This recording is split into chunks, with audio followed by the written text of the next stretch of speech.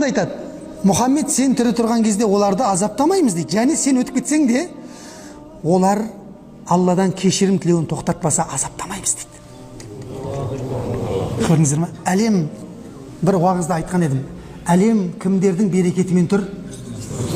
Мұсылмандар, истиғфар айтатын адамдардың берекетімен тұр, құрмет жамағат. Әлемнің қай нүктесінде истиғфар, Алладан кешірім тілеу тоқтайтын болса, ол қауым жермен жексен болып кетудің ықтималдылығында тұрады. Аят соны айтады өйткені. Пайғамбар саллаллаху алейхи дүниеден өтіп жатқан кезде, Абу Муса Ашари деген сахаба келіп айтады: "Ей сахабалар" дейді. "Бізге Алланың берген екі гарантиясы бар еді, кепілдігі.